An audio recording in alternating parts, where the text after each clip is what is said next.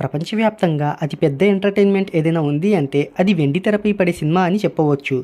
పలు భారీ చిత్రాలు, టాప్ మోస్ట్ దర్శకుడు, హీరోలు, సూపర్ హీరో జానర్లో వచ్చిన సినిమాలు టాప్ 5 స్థానంలో నిలుస్తూ ఉంటాయి.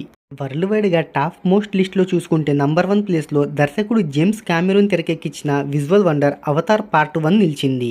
ఇక రెండవ స్థానంలో మార్వెల్ సినిమాస్ నుంచి వచ్చిన అవెంజర్స్ ఎండ్ గేమ్ ఉండగా, తర్వాతి స్థానంలో అవతార్ రెండో భాగం నిలవగా, నాలుగో ప్లేస్లో జేమ్స్ కామెరూన్ తెరకెక్కించిన టైటానిక్ సినిమా నిలిచింది.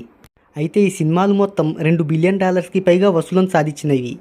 కానీ ఇప్పుడు ఒక సినిమా మాత్రం అన్ని సినిమాల రికార్డ్స్ని డేంజర్లో పెట్టింది. అది కూడా ఒక రియాలిటీ సినిమా కాదు, కేవలం యానిమేషన్ చిత్రం.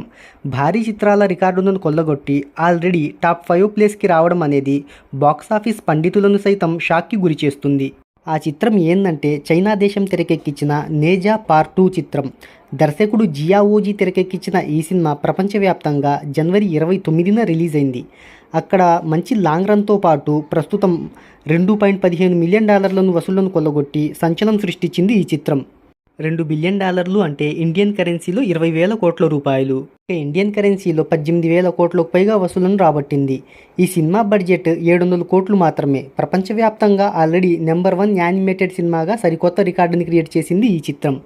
ఒక యానిమేటెడ్ చిత్రం ఇదేం సంచలనం సృష్టించడం అంటే ఎవరూ ఊహించకపోవచ్చు. ఈ మూవీ ఇండియాలో కూడా ఏప్రిల్ 25న రాబోతుంది. మరి ఈ మూవీ గురించి మీరేమనుకుంటున్నారో కింద కామెంట్లో తెలియచేయండి.